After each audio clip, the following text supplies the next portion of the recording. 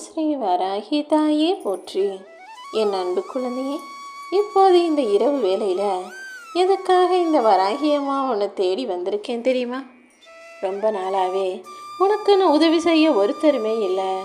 உனக்குன்னு கவலைப்படவும், உனக்குன்னு ஆறுதல் சொல்லவும், உனக்கு துணையாக இருக்கவும், ஆதரவு தெரிவிக்கவும் கூட ஒருத்தருமே இல்லைன்னு நீ வருத்தப்பட்டுக்கிட்டே இருந்ததையெல்லாம் ஒரு முடிவுக்கு கொண்டு வரும் விதமாக தான் நாளைக்கு நான் சொல்ல போகிற இந்த நபர் உன் வாழ்க்கையில் உன் கூட இருந்து உனக்கான உதவிகளை செய்ய போகிறாங்க. அவருடைய பேர் என்பது இந்த வராகியம்மாவின் சம்பந்தப்பட்ட பேராக தான் இருக்கும். நாளைக்கு அதை அவர் மூலமாக அவரே சொல்லி கேட்கும்போது நீ முதல்ல என்னதான் மனசில் நினைப்ப? ஏன்னா நாளைக்கு நீ சந்திக்க போகிற அந்த நபரின் ரூபத்தில் வரப்போவது இந்த வராகியம்மா நான் தானே. இந்த உலகத்தில் எதுவுமே கொடுக்க முடியாத தைரியத்தை காசு பணம் தான் கொடுக்குன்னு எனக்கு தெரியும். ஏன்னா நீ பல விஷயங்களை செய்ய திட்டமிடும் போதும், வாழ்க்கை எப்படியெல்லாமோ வாழணும்னு ஆசைப்படும் போதும் முதல்ல உனக்கு தேவைப்படுறது பணமாகத்தானே இருக்குது. கையில் கொஞ்சம் காசும் பணமும் இருந்துட்டா எந்த வேலையுமே எப்பயும் தவறாக போயிடும்ன்ற எண்ணமோ, அல்லது தப்பாக முடிஞ்சிடுமோ, நடக்காமல் போயிடுமோன்ற கவலையும் உனக்கு வரவே வராதுங்கிறது எனக்கு தெரியும். மொத்தத்தில் இந்த உலகத்தில் காசு பணம் தரும் தைரியத்தை வேறு யாராலும் தர முடியாதுங்கிறது உண்மைதான். அந்த காசு பணத்தை நீ எப்படி நியாயமாக நேர்மையான வழியில் சம்பாதிக்கிறதுன்றத உனக்கு உணர்த்தக்கூடிய வகையில் தான் இந்த நபரை நீ உன் வாழ்க்கையில் சந்திக்க போகிற. அதுக்கு முன்பாக உன்னுடைய உடம்பையும் மனசையும் வலிமையாக வச்சுக்கோ. இந்த உலகத்தில் உனக்கு துணையாக வர்றது மற்ற நபங்க அப்பப்போ வந்தாலும் போனாலும், மற்ற நபர்களின் வரவும் போவதும் உன்னுடைய வாழ்க்கை பயணத்தில் ஒரு வழித்துணையாக மட்டும்தான் இருக்குமே தவிர நீ தான் எப்போதுமே உனக்கு நிரந்தர துணையாக இருக்க முடியும். அதனால தான் உன் உடம்பையும் மனசையும் தெம்ப ஆரோக்கியமாக வலிமையாக வச்சுக்கோன்னு சொல்கிறேன். நீ மற்றவங்களை நேசிக்கிறதும், மற்றவங்க மேலே அன்பு காட்டுறதும், மற்றவங்களுக்காக எல்லாருமே பார்த்து பார்த்து செஞ்சதெல்லாம் போதும். முதல்ல உன்னை நேசிக்க நீ கற்றுக்கோ. உனக்கு முக்கியத்துவம் கொடுப்பதற்கு முன்பாக மற்றவங்க யாருக்கும் நீ பெருசாக முக்கியத்துவம் கொடுக்கணுன்ற அவசியம் இல்லை என் செல்லமே. மற்றவங்களுக்கு கொடுக்குற முக்கியத்துவத்தை குறைச்சிக்கோன்னு நான் சொல்லலை. ஆனால் எல்லாரையும் விட ஒன்று நீ உயர்வாக பெருசாக நினை.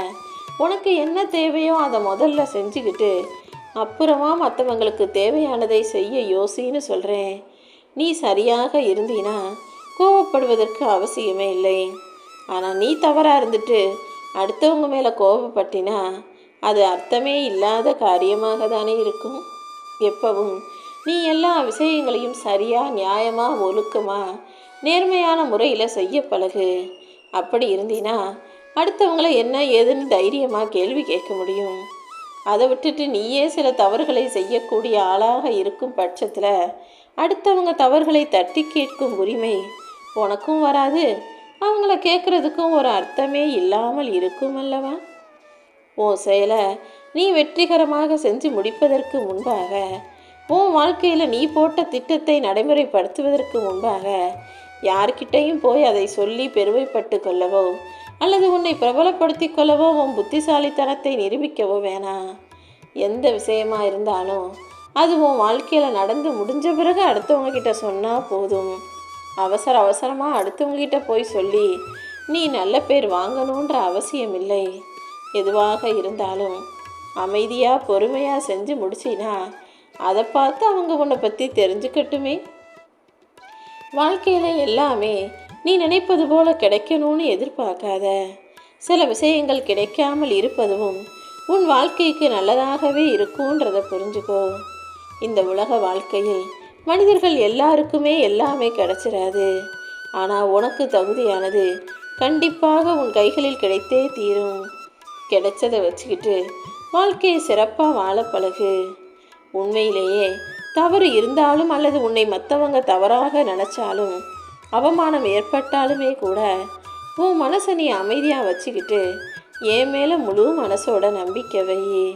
நீ தவறு செஞ்சிருக்கியா இல்லையா, உன் மனசு என்ன, உன் குணம் என்னங்கிறத இந்த உலகத்துக்கு முழுமையாக உணர்த்த வேண்டிய பொறுப்புகளை இந்த வராகியம்மா நான் பார்த்துக்கிறேன்.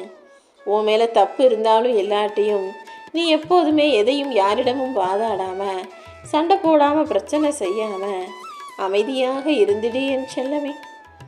வாழ்க்கையில் லட்சியமே இல்லாமல் இருந்தினா அடுத்தவங்க பேசுகிற வார்த்தைகளை எல்லாம் உனக்கு ஆமாம் ஆமான்னு கேட்டு அவங்க சொல்கிறது தான் சரின்னு நினைக்க தோன்றும். மற்றவங்க விரிக்கிற வலையிலையும் நீ விழுந்து விடுவதற்கு வாய்ப்புகள் அதிகம். அதனால் முதல்ல உனக்குன்னு ஒரு லட்சியத்தை வச்சுக்கிட்டு அதை அடைவதற்காக வேலை செய். உனக்குன்னு ஒரு லட்சியத்தில் குறிக்கோளாக அதை பின்னோக்கியே நீ ஓடும்போது மற்றவங்க சொல்கிறதையும் பேசுகிறதையும் கேட்குறதுக்கு கூட உனக்கு நேரம் இருக்காது. மற்றவங்க பேசுகிறதும் உன் காதில் விழுகாது என் செல்லமே. உன் வாழ்க்கையில் இந்த வராகியம்மா உனக்கு துணையாக இருக்கும்போது யார் என்ன சொன்னாலும் அதை பெருசாக நினச்சிக்க வேணாம். உன் வாழ்க்கையில் நீ கற்றுக்க வேண்டிய பாடங்களையும் வாழ்க்கைக்கான தத்துவங்களையும் இளமையிலேயே நான் உன் கண்களில் காமிச்சிக்கிட்டு தான் இருக்கேன். ஆனால் அதை புரிஞ்சுக்கிறதுக்கும் வாழ்க்கை இதுதான்னு புரிஞ்சுக்கிட்டு வாழ்க்கையை வாழ்வதற்கும் நீ முதுமை வரைக்கும் போராட வேண்டியதாக ஆயிடுது. ஏன்னா சின்ன வயசில் நான் உனக்கு எவ்வளவுதான் எல்லாத்தையும் சொல்லி கொடுத்தாலும் அது உன் புத்திக்கு உரைக்க மாட்டேங்குது. நீயாகவே கஷ்டப்பட்டு தானே ஒவ்வொன்றையும் அனுபவமாக புரிந்து கொள்கிறாய். எல்லாத்தையும் அனுபவமாக புரிஞ்சுக்கிட்டு வாழ்க்கையை தெரிஞ்சுக்கிறதுக்குள்ள வாழ்க்கையில் வயசாகி முதுமை காலம் வந்துடுங்கிறத தெரிஞ்சுக்கிட்டு எல்லாவற்றையும் ஒரு அளவோடு எதிர்கொள்ள கற்றுக்கோ. வாழ்க்கைங்கிறது ஒரு கேள்விதான். அந்த கேள்விக்கு யாராலும் சரியாக 100க்கு 100% பதில் கொடுத்துட முடியாது. அதே போல் வாழ்க்கையை வாழும்போது தப்பு தவறு எல்லாமே இருந்தாலும் அதை புரிஞ்சுக்கிட்டு வாழக்கூடிய ஆளாக நீ இருந்தீனா எங்குமே எதிலுமே எப்போதுமே பிரச்சனைகள் வராது என் செல்லமே.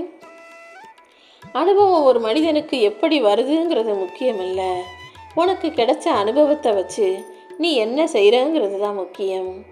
வாழ்க்கையில் நல்லதும் கெட்டதும் நடந்து உனக்கு நல்ல கெட்ட அனுபவங்களை கொடுத்துக்கிட்டு தான் இருக்குது. அந்த அனுபவங்கள் மூலமாக நீ வாழ்க்கையை எப்படி வாழணுன்றதை தெரிஞ்சுக்கோ. ஒரு துன்பத்திலிருந்து நீ கற்றுக்க வேண்டிய பாடம் என்னன்னா அந்த துன்பத்தை நீ வேறு யாருக்கும் கொடுக்கக்கூடாதுங்கிறது தான். நீ ஒரு விஷயத்தில் கஷ்டப்பட்டினா இந்த கஷ்டம் யாருக்குமே வரக்கூடாது, எதிரி கூட இந்த கஷ்டத்தை அனுபவிக்க கூடாதுன்னு தான் நினைக்கணுமே தவிர எனக்கு ஒரு கண்ணு போச்சுன்னா இன்னொருத்தனுக்கு 2 கண்ணும் போகணும்னு யோசிக்கக்கூடிய முட்டாளாக யோசிக்கக்கூடிய ஒரு எதிரியாக நீ இருக்கக்கூடாது என் செல்லமே. காலையில் சூரியன் உதிக்கும் போதும் இந்த உலகம் அழகாக இருக்குன்னு ரசித்து பார்க்கும். மாலையில் மறையும் போதும் அந்த சூரியனின் நிறத்தையும் அதனுடைய பிரகாசிப்பதையும் எல்லாத்தையுமே ரசித்து பார்க்கும். ஆனால் அதுவே சூரியன் மதியம் 12 மணிக்கு உச்சியில் தலைக்கு நேராக வந்து நிற்கும்போது அதன் வெயிலையும் அதன் அனலையும் எதிர்கொள்ள முடியாமல் இந்த உலகம் திட்டி தீர்க்கும். அப்படிதான் இந்த மனிதர்களும் நீ வாழ்க்கையில் வளர்ச்சியடைய ஆரம்பிக்கும் போதும் உன்னை புகழ்ந்து பாராட்டி ரசிப்பாங்க. வாழ்க்கையில் அழிந்து விழிஞ்சு போனாலும் அப்பொழுது உன்னை ஐயோ பாவம்னு வருத்தப்பட்டு பேசுவாங்க. ஆனால் நீ புகழின் உச்சிக்கு வந்துட்ட, வாழ்க்கையில் ஜெயிச்சு நின்றுட்டேன்னா அதை பார்த்து பொறுக்க மாட்டார்கள் என் செல்லமே.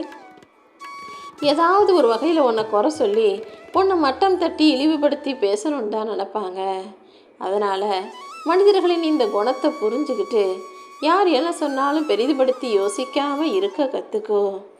அன்பை சரியான நேரத்தில் வெளிப்படுத்த தவறுவதும் கோபத்தை தப்பான நேரத்தில் வெளிப்படுத்துவதும் தான் பல பிரச்சனைகளுக்கு காரணமாக இருக்குது.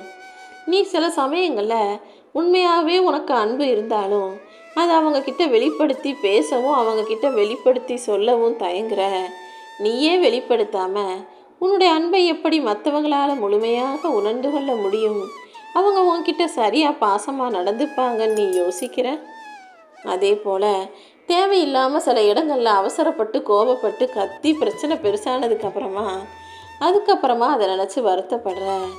அதற்கு பதிலாக அந்த கோபத்தை அந்த நேரத்தில் வெளிப்படுத்தாமல் இருந்தாலே இவ்வளவு பிரச்சனைகள் உன் வாழ்க்கையில் வந்திருக்காதுன்ற இந்த பாடத்தை நீ கற்றுக்கணும். அன்பை வெளிக்காட்ட தயங்காதே, ஆனால் கோபத்தை வெளிப்படுத்த நீ நிச்சயமாக யோசித்து அதை தடுத்து நிறுத்திவிடு. வாழ்க்கையில் எல்லாருக்குமே எப்போதுமே தேவைகள் இருந்துக்கிட்டு தான் இருக்கும். ஆனால் நீ எந்த அளவுக்கு உன் வாழ்க்கையில் தேவைகளை குறைச்சிக்கிறியோ, தேவைகளை குறைச்சிக்கிட்டு வாழ்ந்தீனா நிச்சயமாக நீ புத்திசாலியாக மாறிட முடியும். அதே நேரத்தில் தேவைகளையும் பெருக்கி கொண்டு அந்த தேவைகளையும் நீ சமாளிக்க தெரிஞ்சுக்கிட்டினா நீ திறமைசாலியாக இருப்பாய் என் செல்லமே. ஒன்று தேவைகளை குறைச்சிக்கிட்டு புத்திசாலியாக வாழ பழகு.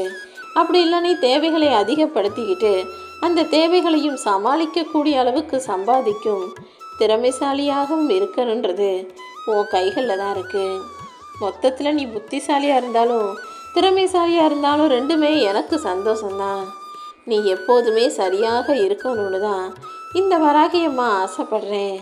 ஆனால் நீ தப்பு செஞ்சாலும் தவறுகளிலிருந்தும் பல புது விஷயங்களை கற்றுக்க முடியுன்றதை நான் புரிஞ்சுக்கிட்டேன். நீயும் தெரிஞ்சுக்கோ. நீ பல விஷயங்களில் தவறு செய்து தானே வாழ்க்கையின் பல ரகசியங்களை புரிஞ்சுக்கிட்டு இருக்க. அதனால் சரியாக விஷயங்களை செய்யும்போது அதை சரியாக முறைப்படுத்தி பின்பற்று. தவறான விஷயங்களை செஞ்சு மாட்டிக்கும் போது இனிமே இந்த தவறை செய்யக்கூடாதுன்ற பாடத்தையும் புரிஞ்சுக்கோ. வாழ்க்கையில் எல்லாருக்கும் அவ்வளவு சுலபமாக பக்குவம் வந்துடாது. அப்படி பக்குவம் அடையணும்னா பல அவமானங்களையும் கஷ்டங்களையும் கடந்து வந்து தான் ஆகணுன்றதுக்காக தான் இப்போது உன்னை பக்குவப்படுத்துவதற்காக உன் வாழ்க்கையில் பல கஷ்டங்களை கொடுத்துருக்கேன். மற்றபடி உன்னை வருத்தமடைய செய்யணும், கஷ்டப்படுத்தணுன்ற எந்த எண்ணமும் எனக்கு கிடையாது என் செல்லமே. 1000 உறவுகளால் உனக்கு தர முடியாத தைரியத்தையும் பலத்தையும் உன்னுடைய தனிமைங்கிற அனுபவம் உனக்கு கொடுக்கும்னு தெரிஞ்சுதான் உன்னை கொஞ்சம் தனிமையில் உட்கார வச்சேன். ஐயோ நான் தனியாக இருக்கேன், என்னை ஆதரிக்க யாரும் இல்லைன்னு சும்மா கவலைப்படாத. இந்த தனிமை தான் உன் வாழ்க்கையை பற்றின பல ரகசியங்களை உனக்கு புரிய வைக்கும். எப்போவுமே யாருக்கிட்டையும் போய் உனக்கான அன்பையும் மரியாதையும் எனக்கு கொடுங்க கொடுங்கன்னு பிச்சை எடுக்கும் பிச்சைக்காரனாக இருக்கக்கூடாது. எதையுமே கேட்காமலேயே கொடுக்கக்கூடிய செல்வந்தனாக நீ இருக்கணும்.